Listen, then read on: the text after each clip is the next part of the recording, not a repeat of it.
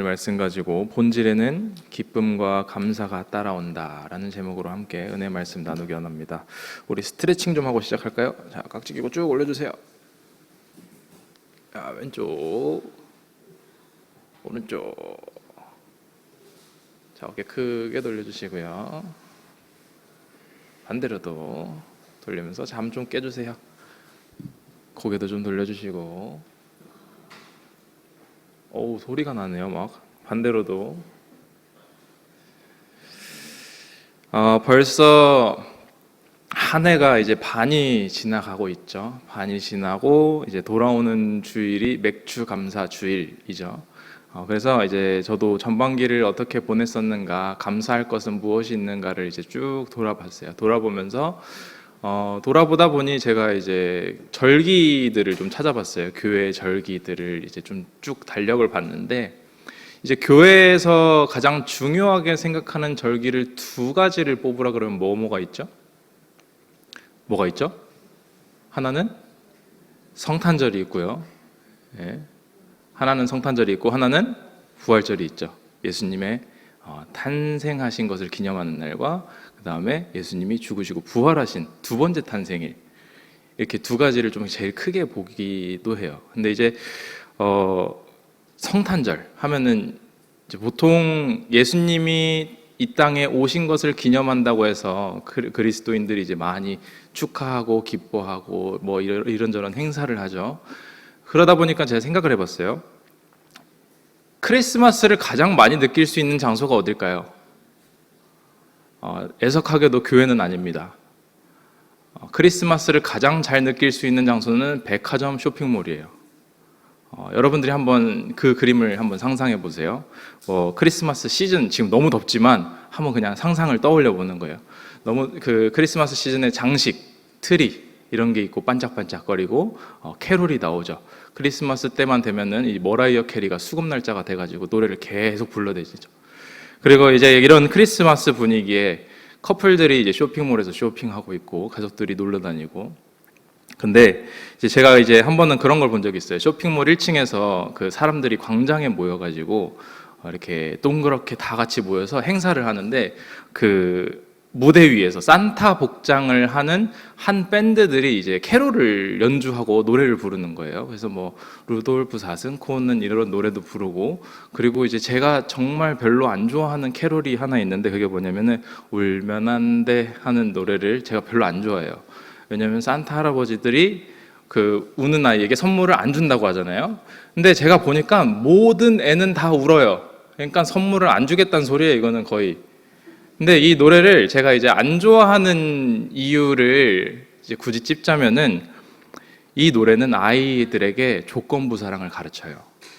울면 안 돼. 사랑받으려면 울면 안 되고, 사랑받으려면은 이렇게 하면 안 되고, 사랑받으려면은 밥 먹어야 되고, 어른 말씀 잘 들어야 되고, 안 그러면 너는 사랑을 못 받아라는 조건부 학습을, 사랑을 가르치더라고요. 세뇌시키는 거죠.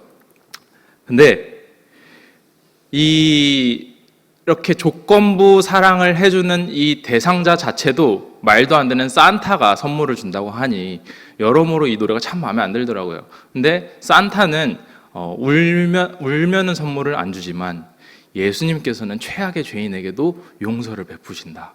이거를 여러분들이 아이들한테 잘 가르쳐 주셔야 돼요.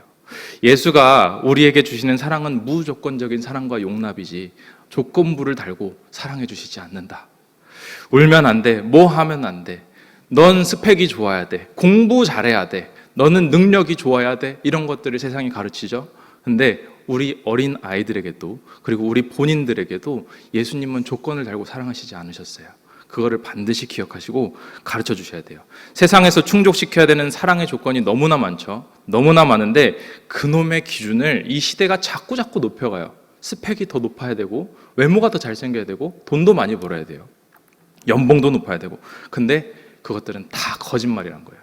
캐롤은 다 거짓말이에요. 무조건적으로 죄인을 사랑하시는 그리스도께 나오시는 모두가 되시길 주의 이름으로 축원합니다.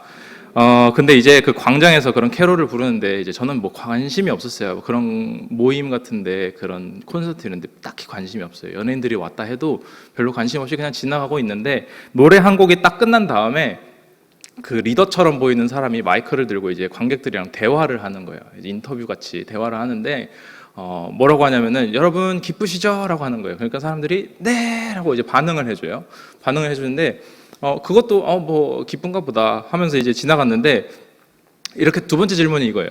왜 기쁘세요? 라고 질문하는데 순간 궁금해지더라고요. 뭐라고 대답할지. 크리스마스는 우리 예수님을 믿는 사람들에게는 예수님이 오셨다는 사실 때문에 기뻐요. 이 사람들은 왜 기쁠까? 이게 궁금한 거예요. 왜 기쁘세요? 라고 하는데 갑자기 조용해져요. 조용해지다가 한 사람이 손을 들고 선물 주니까요 라고 하는 거예요. 그러니까 사람들이 주변에서 와 맞아 하면서 크리스마스 기뻐요. 왜 기뻐요? 선물 주니까요. 근데 저는 이게 참 이상했어요. 여러분들 이상하지 않으세요? 크리스마스가 왜 기뻐요? 선물 주니까요. 왜 선물 줘요? 크리스마스니까요. 크리스마스인데 왜 기뻐요? 선물 주니까요. 이게 반복인 거예요. 이거 연관성이 없어요. 근데 이런 식으로 선물 주니까 기뻐요. 기쁘니까 선물 줘요. 선물 주니까 기뻐요. 하다 보면은 1월 지나고 2월 지나서 2월 14일 됩니다. 그때도 선물 주면서 기뻐하셔야 돼요. 그날이 무슨 날이냐? 제 생일입니다. 네. 제 생일 때도 많이 선물 주시면서 기뻐하시기 바랍니다. 젊은 친구들이 거기에 목을 매죠. 크리스마스인데 나는 연애 못했어. 크리스마스인데 쇼핑 못했어. 크리스마스인데 못 놀러 갔어. 여기에 왜 목을 매요? 하나님의 아들이 이 땅에 오셨는데 내가 왜 연애를 해야 돼? 하나님의 아들이 이 땅에 오셨는데 내가 왜 쇼핑을 해야 돼? 내가 왜 누려야 돼? 아무 상관이 없는 거죠. 근데 크리스마스가 되면은 사람들이 공허함을 느껴요. 남들이 가진 걸 내가 못 가졌다라는 생각에. 본질을 소외하고 껍데기를 추구했을 때 공허해지기 시작하는 거예요. 근데 인생의 모든 과정이 그렇습니다. 본질을 소외하고 껍데기를 추구하면 마음이 공허해져요. 저도 그렇지만 이제 다들 청년회 때 좋은 사람을 만나서 결혼을 하고 싶어 하죠. 근데 이제 문제는 결혼 준비를 하죠. 결혼을 할 것들을 잘 챙겨서 준비를 하는데 문제는 결혼식만 준비를 하는 거예요. 결혼 준비를 하는데 그 하루의 세레머니를 준비하면서 그 이후에 살아갈 무언가를 준비하지 않는다는 거예요. 결혼은 라이프죠. 삶이죠. 이 자리에 계신 대부분이 저보다 더 이제 인생을 오래 사셨기 때문에 결혼에 대해서 더 잘 아시죠. 이 자리에 계신 분들이 결혼식이 끝나고 나서 살아갈 무언가가 결혼이라는 걸 잘 알고 있어요. 근데 대부분은 인생을 살아갈 때 결혼을 준비한다 하면은 그 하루 날을 준비한다는 말이에요. 그 이후에 일어날 것들을 준비하지 않아요. 물론 집이랑 혼수 이런 건 준비하겠죠. 근데 그것들은 껍데기일 뿐이에요. 본질을 준비해야 돼요. 뭘 준비해야 되죠? 이제부터 한 죄인과 함께 살아가야 될 여정들을 준비해야 돼요. 죄인 둘이 모인 곳을 뭐라고 해요? 감옥이라고 하죠. 여러분들은 지금 감옥 속에 살아가고 계신 거예요. 죄인 혼자서 나를 감당하는 것도 힘든데 근데 내가 또 다른 죄인을 사랑하고 용납할 준비를 해야 돼요. 그것을 위해서 기도해야 되고요. 그것을 위해서 말씀을 배워요. 그것을 위해서 책도 읽어야 되고 그것을 위해서 하나님 앞에 지혜를 구하기도 해야 돼요. 때론 금식이 필요할 때도 있겠죠. 근데 이런 것들에 대해서는 아무것도 준비하지 않아요. 세상에서 아무리 화려한 결혼식을 한다고 해도 그 결혼식 자체가 그 이후에 허니문 다음에 이루어갈 그 결혼식이 아무 도움이 되지 않는다는 거예요. 고3 때 아이들도 그렇죠. 고3만 되면은 이제 고3 끝나면 이제 파라다이스다. 다 끝난다. 이렇게 생각을 하다가 대학에 들어갔어요. 대학에 들어가면 괜찮나요? 문제가 해결이 되나요? 그렇지 않아요. 또 다른 문제를 직시하게 돼요. 내 문제를 해결해 주지 않으니까 마음이 또 공허해져요. 취직 준비하고 이직하게 되면은 그러면은 만약에 취업 성공하면은 다 문제가 해결되나요? 그렇지 않아요. 그것 또한 다른 꿈이 생겨요. 퇴직하고 싶다. 퇴사하고 싶다. 마음이 공허해져요. 본질을 소외하고 껍데기를 추구하면 우리 마음이 공허해지더라는 거예요. 여러분 과일을 떠올려 볼까요? 과일, 사과. 사과는 무슨 색이죠? 사과 무슨 색이에요? 빨간색이죠. 빨간색인데 우리가 먹는 건 단언컨대 빨간색은 아닙니다. 우리가 먹는 건 그 안에 하얀색 비슷한 것들을 먹죠. 그러면 빨간색은 까서 버리고 하얀색을 먹을 때 만약에 사과가 있어요. 세상에서 이 둘도 없을 정도로 탐스럽게 생긴 빨간 사과가 있는데 껍질을 까서 빨간색을 벗겼는데 그 안에 하얀 게 없어요. 그러면은 우리는 공허함을 느끼는 거예요. 안이 썩었으면. 우리는 본질을 소외하고 껍데기를 추구하면 인생이 공허해지는 겁니다. 마찬가지로 이 시대는 이 자본주의 사회는 우리에게 피상을 추구하라고 이야기해요. 돈, 명예, 눈에 보이는 숫자들, 이런 것들을 가지라고 얘기합니다. 크리스마스가 왜 기쁘죠?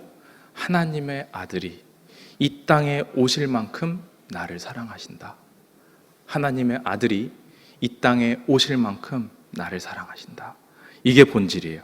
크리스마스에 우리가 기뻐해야 될 내용, 우리가 한 해를 돌아보고 우리의 전반기를 돌아보면서 각 절기에 따라서 기뻐해야 할 본질, 내가 여태까지 많이 누렸어, 내가 여태까지 많이 가졌어, 이것이 아니라 하나님의 아들이 나를 사랑해서 이 땅에 오셨고 모든 것을 포기하실 만큼 나는 사랑받는 존재다.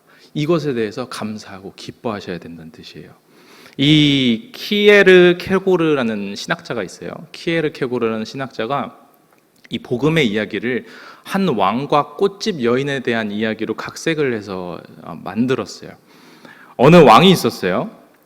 왕은 어떤 존재죠? 한 나라의 주인이죠, 주인. 그 나라의 돈도 왕의 것이고, 토지도 왕의 것이고, 국민들도 왕의 것이고, 모두 다 왕의 것이에요. 그러니까 주인이죠. 주인인데, 이 나라의 주인이 어느 날 이제 마차를 타고 행차를 하고 있었어요. 행차를 하던 그날, 가난한 동네에 한 꽃집 여인을 발견해서 사랑에 빠지게 된 거예요. 그리고 왕궁으로 돌아갔어요. 왕궁에 돌아왔는데 막 심장이 뛰는 거예요. 보고 싶고 그립고 어떻게 좀 그 여자를 소유하고 싶은 거예요. 근데 이 왕이 이 왕으로서 사랑에 빠지니까 어떤 한 딜레마에 빠졌어요. 이 왕이 자기 사랑을 어쩌지 못해서 그날부터 시름시름 앓기 시작합니다. 이제 몸이 아프고 이 사랑의 열병에 걸린 거죠. 이 부하들이 신하들이 와가지고 폐하 무슨 일이십니까? 그랬더니 아니야 아무 일 없어 이렇게 얘기했는데 아니 무슨 일 있으신 것 같은데 말을 좀 해보십시오. 폐하 무슨 일이든 해결해 드리겠습니다. 했더니 왕이 아니야 괜찮아 이렇게 얘기하는데 말씀해 주시면 저희가 다 들어드리겠습니다 라고 했더니 왕이 이제서 얘기를 하는 거예요. 왜 그때 내가 행차를 하다가 한 가난한 동네에 꽃집 여인을 봤어. 근데 그 여인에게 사랑에 빠져버렸어. 그래서 내가 지금 어쩌지를 못하겠어서 지금 마음이 너무 아파 라고 얘기를 했더니 이 신하가 그렇게 말하는 거예요. 폐하 말씀만 하십시오. 폐하의 침대에 넣어드리겠습니다. 폐하의 15번째 첩으로 만들어드리겠습니다 라고 얘기했더니 왕이 손사래를 치면서 얘기하는 거예요. 아니야 난 그걸 원하는 게 아니야. 그 여자를 굴복시키고 싶은 게 아니야. 난 그 여자를 사랑하고 싶은 거야. 이게 이제 지금 이 왕의 딜레마였던 거예요. 이 왕이 내가 가진 힘으로, 내가 가진 권력, 돈, 명예로 이 여자를 굴복시킬 것인가, 아니면 내 마음을 어떻게든 해서 이 여인에게 감동을 줘서 내가 사랑하는 관계에 들어갈 것인가, 이 딜레마에 빠진 거예요. 근데 왕은 그녀를 사랑했어요. 그래서 이 왕이 선택한 방식이 굉장히 로맨틱합니다. 이 여자를 사랑하기 위해서 본인이 선택할 수밖에 없었던 딱 한 가지 방식, 본인이 왕직을 버리는 거예요. 왕직을 버리고 아무것도 아닌 한 가난한 남자의 옷을 입고 그 여인에게 찾아가서 프로포즈를 했다는 거예요. 이게 우리 복음의 이야기입니다. 이 키에르 케고르의 왕과 꽃집 여인의 이야기는 왕의 입장으로 쓰여진 이야기입니다. 지금부터 여인의 입장의 이야기를 들려드릴게요. 한 꽃집 여인이 있어요. 꽃집 여인이 있는데 이 여인은 가난한 동네에서 먹고 살기 위해서 꽃집을 운영할 수밖에 없었던 사람이에요. 이 여인에게 희노애락은 어디 있을까요? 자기 손에 희노애락이 달려 있어요. 꽃집이 잘 되면 기뻐요. 꽃집이 안 되면 우울해요. 힘들어요. 날씨가 좋아요? 기분이 좋아요. 날씨가 안 좋아요? 우울해요. 슬퍼요. 그리고 친절한 손님 만났어요? 기분이 좋아요. 진상을 만났어요? 너무 슬퍼요. 기분이 안 좋아요. 우울해요. 이 여인의 인생의 희노애락은 다 자기 손에 달려 있었어요. 여러분들도 마찬가지겠죠? 내가 뭐 일이 잘 풀려요? 그럼 기분이 좋아요. 근데 뭔가 일을 하는데 잘 안 풀려요. 그럼 우울해요. 슬퍼요. 혹은 뭐 누굴 만났어요. 뭐 연애를 했어요. 결혼을 했어요. 그럼 기분이 좋아요. 근데 시간이 지나고 보니까 또라이예요. 기분이 안 좋아요. 우울해요. 슬퍼요. 필요해서 원하는 대출이 있었는데 대출이 잘 됐어요. 너무 좋아요. 하나님 감사해요. 근데 이율이 막 올라요. 슬퍼요. 내가 이 눈에 보이는 걸로 잔뜩 전시하고 있는 이 시대 가운데 사실 우리 인생은 참 비루해요. 이거 잘 되면 기분이 좋고 저거 안 되면 기분이 안 좋아요. 이러한 현실 때문에 우리는 일희일비하게 되고 인생이 롤러코스터를 타기 시작하는 거예요. 사실은 대부분 그래서 슬프고 우울한 삶을 살아가게 됩니다. 이 여인이 그랬어요. 우울한 삶을 살 때도 있고 기쁜 삶을 살 때도 있고. 그러던 어느 날 웬 남자가 찾아와서 데이트 신청을 하는 거예요. 꽃집 문을 딸랑딸랑 열고 들어왔어요.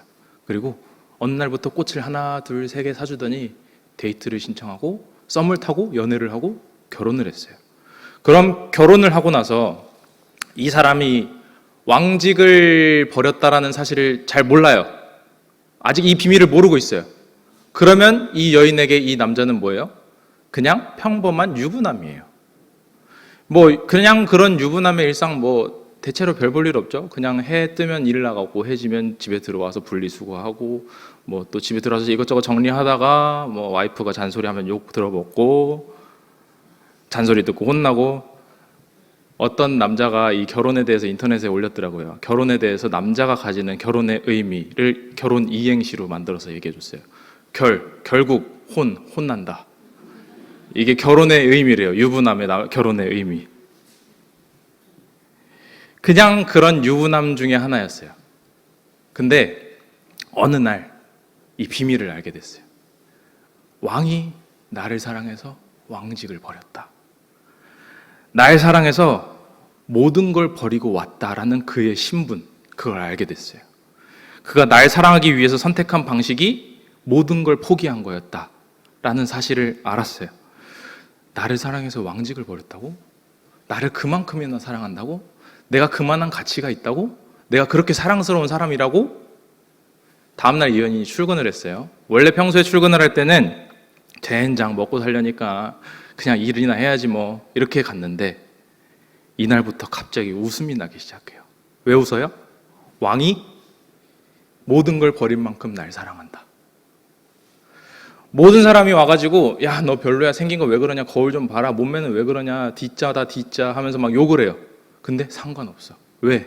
왕이 날 사랑해서 모든 걸 버렸다. 진상 손님 만났어요. 그 전에 진상 손님 만나면은 진상 이런 개진상 막 이랬는데 그래도 웃음이 나요. 진상이 진상을 부리고 가는데도 웃음이 나요. 왜? 왕이 날 사랑하니까요. 꽃이 안 팔려도 웃을 수 있어요. 왜? 왕이 날 사랑하니까요. 이게 복음입니다. 예수님을 잘 믿으면 일이 잘 풀리는 정도의 수준이 아니에요. 일이 잘 풀려도 문제는 만나요. 근데 나를 늘 웃게 하는 왕이 나를 사랑하신다. 이 사실이 나에게 복음이 되고 나를 웃게 만드는 거예요. 오늘 읽은 하박국이라는 성경. 하박국의 출발은 선지자가 하나님께 하나님 왜 악인은 형통합니까? 라는 것을 따지면서 시작합니다. 왜 악인이 형통합니까? 이거 우리 마음속에도 있는 어느 한 구석의 분노죠. 이게 하나님 나는 평생에 예수님 잘 믿으려고 노력했는데 왜 내 인생은 이 문제 하나도 해결이 안 돼가지고 내가 이렇게 전전긍긍하고 살아가야 됩니까? 왜 내가 이렇게 들들 볶여야 됩니까? 왜 나는 이렇게 힘들어야 됩니까? 예수 안 믿는 사람도 저렇게 떵떵거리고 잘 사는데 왜 하나님 내 상황은 이렇습니까? 난 너무 힘듭니다. 이 이야기가 하박국의 시작이었어요. 하박국도 마찬가지로 하나님께 악인의 형통함에 대해서 따졌어요. 그렇게 분노하다가 하나님의 거룩한 영이 이 하박국에 임하기 시작했어요. 그때 하나님이 그 왕이 하박국을 얼마나 사랑하시는지, 하나님이 이 자녀를, 이 백성들을 어떻게 사랑하시는지 그가 느껴지기 시작한 거예요.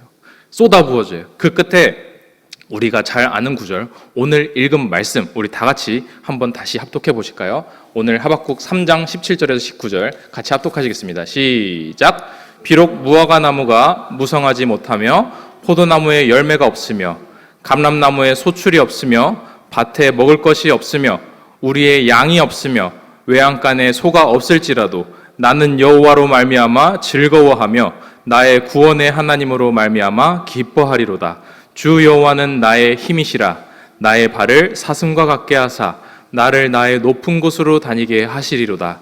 이 노래는 지휘하는 사람을 위하여 내 수금에 맞춘 것이니라. 아멘. 무화과 나무에 열매가 없어도 난 구원의 하나님으로 인해 기뻐하리로다. 외양간에 소가 없어도 기뻐하리로다. 외양간에 소가 없다는 것은 여러분들 통장 잔고에 돈이 하나도 없다는 뜻이에요. 10년, 20년 열심히 일을 했는데 서울과 수도권에 집을 살 돈이 하나도 없는 거예요. 열심히 사랑을 했는데 파혼당했어요. 정말 최선을 다해서 살았는데 어느 날 의사가 나한테 얘기하는 거예요. 당신 암입니다. 곧 죽습니다. 외양간에 소가 없다. 논밭에 소출이 없다. 난 뭘 위해 산 거지? 도대체 내 인생의 목적은 뭘까? 근데 하나님이 임재하시니까 알게 되는 거예요. 왕이 모든 걸 버릴 만큼 나를 사랑하신다. 하나님이 모든 것을 버리고 나에게 다가오실 만큼 나를 사랑하신다. 그 왕이 나를 지키시고 나를 보호하시고 내 인생을 이끄신다. 이것이 우리에게 가장 큰 기쁨의 내용이라는 거예요. 나는 구원의 하나님으로 말미암아 기뻐하리로다. 왕이 날 사랑하십니다. 기뻐하고 기뻐하시는 모두가 되시길 주의 이름으로 축원합니다.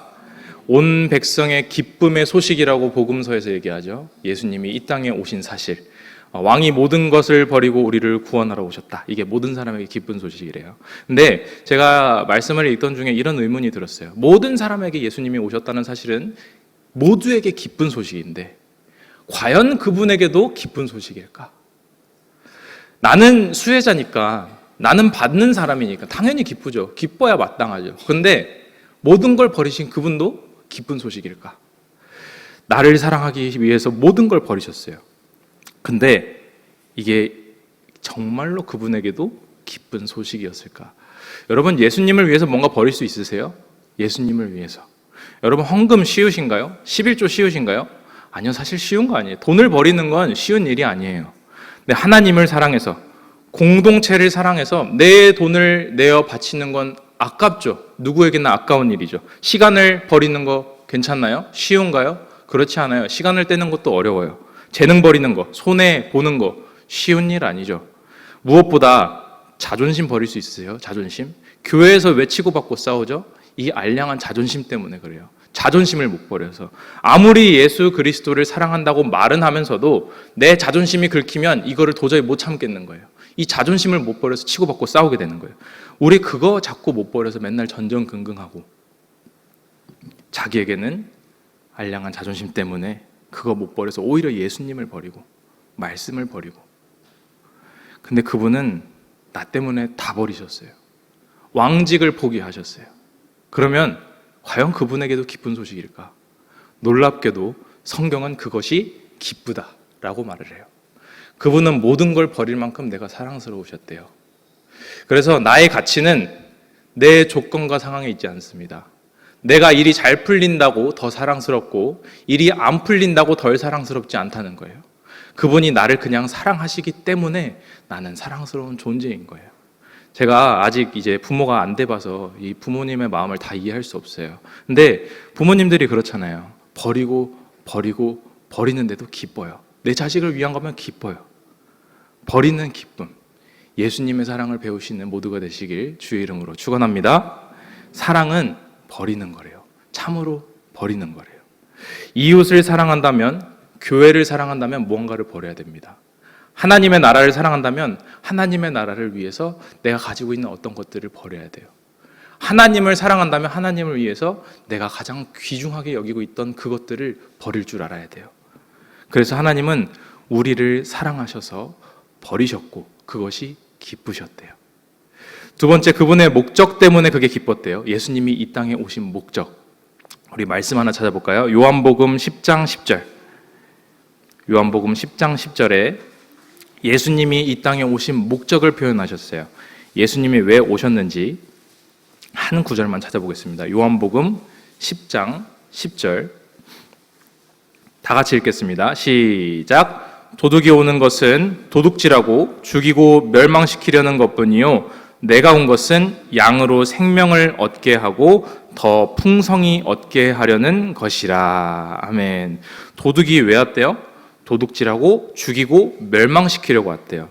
여기서 말하는 도둑은 누구일까요? 세상에서 있는 리더자들, 지도자들, 그리고 돈, 명예, 권력 가지고 있는 사람들. 당시 예수님 당시의 로마 황제와 종교 지도자들을 얘기하는 거예요. 그들이 온 것은 도둑질하고 죽이고 멸망시키려고 왔는데 예수님이 온 것은 그것 때문에 온 게 아니다. 나는 양들에게 생명을 얻게 하고 더 풍성히 얻게 하려고 왔다. 예수님이 말씀하시는 거예요. 나는 나 스스로를 위해서 온 게 아니야. 나는 너희를 위해서 왔어. 너희를 위해서 보내어짐 받았어. 라고 얘기하시는 거예요. 그러면서 예수님이 말씀하시죠. 무엇을 먹을까? 무엇을 마실까? 무엇을 입을까? 염려하지 말아라. 너의 목적은, 너의 삶의 목적은 너가 생각하는 것보다 더 큰 것에 있다. 더 궁극적인 것을 위해서. 너가 무엇을 먹을까, 입을까, 마실까 염려하지 마라. 그건 내가 다 공급한다. 그러니 너는 그의 나라와 그의 의를 구하라. 너보다 더 큰 것, 더 궁극적인 것, 하나님의 나라를 위하는 것, 지금 내 옆 사람을 사랑하고 섬기는 것. 여러분, 생존이 목적이 아닙니다.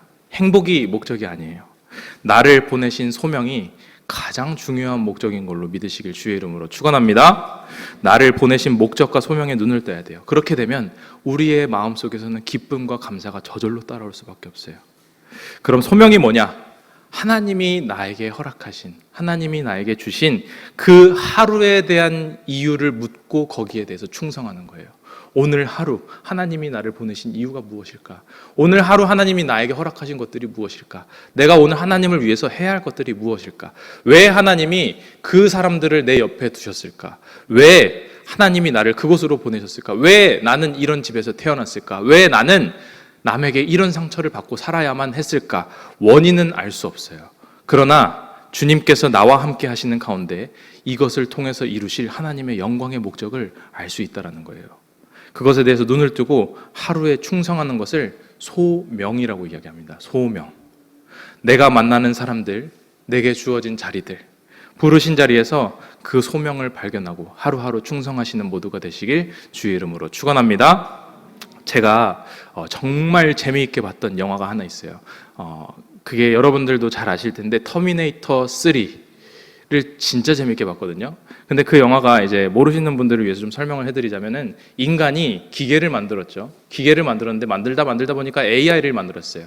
AI를 만들었는데 이 AI가 나중에는 이제 인격성을 갖기 시작하는 거예요. 그러다 보니까 못 참는 게 있어요.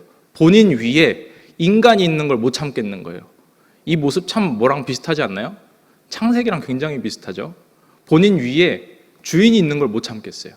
인간이 있는 걸 못 참겠어서 이 인간을 멸살하기 위해서 이 기계들이 전쟁을 일으킵니다. 전쟁을 일으켜서 인간들을 다 죽여요.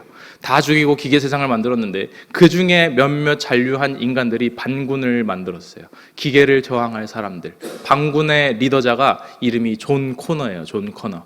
그래서 이 존 코너가 끝까지 살아남아서 기계랑 맞서 싸우는 리더자 역할을 합니다. 근데 이 기계들이 이 나머지 인간들을 잔류한 사람들을 박살내려면 어떻게 해야 될까? 이 인간들을 죽이기 위해서는 뭘 해야 될까? 아이디어를 막 짜냈어요. 짜내다가 만들어진 것이 타임머신이에요. 타임머신을 만들어서 과거에 이 존 코너라는 애를 죽여버리면 반군도 일어나지 않을 것이다 라는 것을 이제 예측을 해가지고 과거로 살인 기계, 이 살인 로봇을 과거로 보내는 거예요. 과거로 보내니까 이 사실을 반군 쪽에서도 알고 있었던 거예요. 사람들이 알고 있었어요. 그래서 우리도 과거의 타임머신으로 존 코너를 지키기 위해 누군가를 보내자 해서 보낸 로봇이 터미네이터예요. 이 터미네이터가 그래서 만들어지고 인간들이 이제 이 터미네이터에게 명령값을 입력하는 거예요. 너의 미션은 존 코너를 지키는 것이야 라고 이제 입력값을 설정해놨죠. 그러다가 이제 그 터미네이터가 여러분들이 잘 알고 계시는 아놀드 슈왈츠제네거가 이제 등장하죠. 근데 이 터미네이터가 과거로 와가지고 이제 가죽 자켓, 선글라스, 샷건 들고 이제 돌아다니면서 이제 나쁜 놈들을 처치하고 다니는데 이 존 코너를 막 찾아가서 총질을 하는 거예요. 총질을 하니까 이 존 코너가 자기를 죽이려는 줄 알고 막 도망을 다녀요. 도망을 다니는데 알고 봤더니 본인을 죽이려고 왔던 살인 기계를 향해서 총을 쏘고 있었던 거죠. 근데 이제 나중에 터미네이터가 계속 쫓아갑니다. 쫓아가가지고 궁지에 몰렸어요. 존 코너가 궁지에 몰려가지고 터미네이터가 뚜벅뚜벅 가가지고 얘기를 해요. My mission is protect you 라고 얘기를 해요. 내 사명은 너를 지키는 거야 라고 얘기를 해요.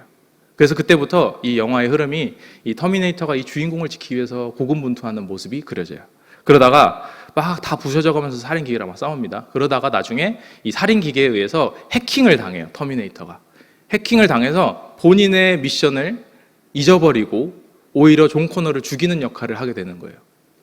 그러던 와중에 존 코너가 또 도망을 가죠. 이제 죽음에 다다랐어요. 그래서 존 코너를 딱 꼭 궁지에 몰아서 목을 조르는 거예요. 그러니까 존 코너가 막 목을 졸려서 막 난리를 쳐요. 난리를 치다가 어떻게 해야 될까 하다가 이 존 코너가 뭐라고 얘기하냐면 What is your mission? 너의 사명이 뭐였어? 라고 질문하는 거예요.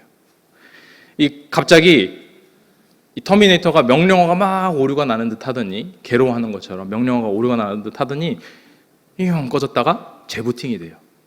재부팅이 되고 정신을 차리고서는 My mission is protect you. 내 사명은 너를 지키는 거야. 지금 무슨 일이 일어난 거죠? 회심이 일어났어요. 회심. 이 대사가, 그리고 이 주인공이 돌아서는 이 장면이 제 마음속엔 참 많이 와닿았어요. What is your mission? 너의 사명은 무엇이냐? 너의 소명은 무엇이냐? 너는 뭐 때문에 이 땅에 보내어진 받았냐? 너는 왜 시간과 재능을 갖게 됐느냐? 넌 뭘 위해 보내심 받았느냐? 너의 소명은 무엇이냐? 하나님이 여러분에게 물으시는 거예요. 너의 소명은 무엇이냐? 다시 말씀드립니다. 주님은 날 사랑하셔서 모든 걸 버리시고 이 땅에 오셨어요. 날 살리러 오셨어요. 그럼 나는 주님을 사랑한다면 무엇을 버리고 계십니까? 그리고 무엇을 내어드리고 있습니까? 우리의 사명을 새기고 부팅하지 않으면 우리는 해킹당한 터미네이터처럼 엉뚱한 길로 갈 수 있어요. What is your mission? 이거를 자꾸 새기셔야 돼요. 이전에 말씀드렸죠? 웨스트민스터 소요리 문답 1번. 이게 What is your mission이에요. 너의 사명은, 사람의 제일된 목적, 그것은 하나님을 영화롭게 하고 영원히 그를 즐거워하는 것이다. 즐겁게 해드린다라고 표현하지 않고 즐거워한다고 하고 있어요. 그분을 즐거워한다. 여러분들 예배를 즐거워하시나요? 말씀을 즐거워하시나요? 기도를 즐거워하시나요? 우리는 보통 이 신앙도 챙기고 싶고 우리의 편안함도 챙기고 싶어요. 이 두 가지를 다 잡고 싶어요. 근데 세상이 왜 그리스도인들을 싫어할까요? 여러분들 1,000원을 3등분해 보세요. 그러면은 이제 그리스도인, 타종교인, 무종교인 3등분을 하면 333원씩 나눠 가지게 되죠. 근데 이때 크리스천이 노래를 부르기 시작합니다. 이 산지를 내게 주소서. 그러더니 본인이 400원을 가져가요. 그러면은 나머지는 300원, 300원을 무종교인과 타종교인이 가지는 거예요. 그럼 기분이 나쁘죠. 그러면서 얘기를 해요. 주님이 나를 위해서 허락하셨어. 너희들도 주님을 믿어봐. 이러니까 그리스도인들을 싫어하는 거예요. 근데 1,000원을 3등분 했어요. 근데 갑자기 크리스천이 노래를 불러요. 내게 있는 모든 것을 아낌없이 드리네 하더니 본인이 200원만 가져가요. 이 두 사람이 크리스천 때문에 400원씩 가질 수 있게 됐거든요. 너무 기쁜 거예요. 너무 기분이 좋아요. 그러더니 기뻐하면서 의아해요. 왜? 뭐로 하여금 제가 저걸 포기하게 만들지? 왜 저러면서 기쁘다고 할 수 있는 거지? 이때 크리스천이 말할 수 있어요. 예수님이 자기를 버리신 그 사랑이 나로 하여금 모든 걸 버리고 나누고 베풀 수 있게 만듭니다.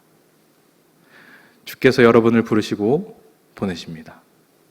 나의 달려갈 길과 나의 맡겨진 사명, 곧 하나님의 은혜의 복음 증거하는 일을 마치려 하면은 나의 목숨조차도 조금 더 귀한 것으로 여기지 아니하노라. 인생은 잘 될 때도 있고 안 될 때도 있습니다. 근데 본질을 쫓아가는 삶을 살면, 소명을 따라 살면, 그분과 함께 하심 그 자체를 기뻐하면서 살면 우리에게 공허함이 아니라, 우울함과 슬픔이 아니라 우리에게는 기쁨과 감사가 자연스럽게 따라옵니다. 바울 사도는 빌립보서 4장 11절 12절에서 얘기하죠. 내가 가난해서 말하는 것이 아니라 내가 궁핍하기도 하고 내가 부유할 수도 있고 배부를 때도 있고 가난할 때도 있으나 나에게 있어서 모든 상황에서 내가 자족할 수 있는 일체의 비결을 배웠습니다 하면서 우리가 알고 있는 가장 유명한 말씀이 있죠. 내게 능력 주시는 자 안에서 내가 모든 것을 할 수 있느니라. 내게 능력 주시는 자 안에서 내가 모든 것을 할 수 있다라는 말은 예수 믿으니까 잘 됐다. 예수 믿으니까 부자 됐다. 예수 믿으니까 잘 풀렸다가 아닙니다. 내게 능력 주시는 자 안에서 내가 모든 것이 내 삶의 자리가 능력 주시는 자 그분 안에 있다는 것을 알고 있습니다. 믿고 있습니다. 그분을 신뢰합니다. 라는 고백인 거예요. 2025년도 여러분들 전반기를 잘 돌아보십시오. 지금까지 주님이 함께 하셨습니다. 그리고 앞으로도 주님이 동행하시고 지키시고 보호하십니다. 능력 주시는 자 안에서 모든 걸 감당하기까지 내게 이루어진 눈에 보이는 것들이 아니라 나를 사랑하신 왕께 감사함으로, 그리고 그 구원의 하나님으로 인해 기뻐하실 수 있는 모두가 되시길 주의 이름으로 축원합니다. 이 시간 기도하실 때 좋으신 하나님, 어느덧 한 해의 반을 지나며 우리가 무엇을 바라보며 달려왔는지를 돌아봅니다. 겉모습과 껍데기를 붙들고 살아가다가 정작 내 마음 안에 기쁨과 감사도 잃어버렸습니다. 그러나 오늘 주님의 말씀을 통해 진짜 기쁨은 나를 위해 모든 것을 버리신 예수님의 사랑 안에 있다는 것을 마음에 새깁니다. 나를 이 땅에 살게 하신 오늘 하루의 소명은 무엇인지 그 질문을 안고 다시 복음 앞에 서게 하시고 내게 능력 주시는 주님 안에서 기쁨과 감사로 살아가는 그리스도인들 되게 하여 주시옵소서. 우리 주여 한번 부르고 기도하시겠습니다. 주여. 지금은 우리 주 예수 그리스도의 은혜와 하나님 아버지의 놀랍고도 지극하신 사랑과 성령님의 동력자 충만하심이 오늘 말씀을 듣고 눈에 보이는 나타나는 현상보다 하나님께서 우리에게 베푸신 본질에 집중하여 주 앞에 갈 때까지 하나님이 주신 구원의 은혜로 말미암아 기쁨을 상실하지 않고 하나님에 대한 감사를 잃어버리지 않으려고 마음에 결심하고 다짐한 모든 자들 머리 위에 이제부터 영원토록 주 예수의 평강과 축복이 함께 있을지어다.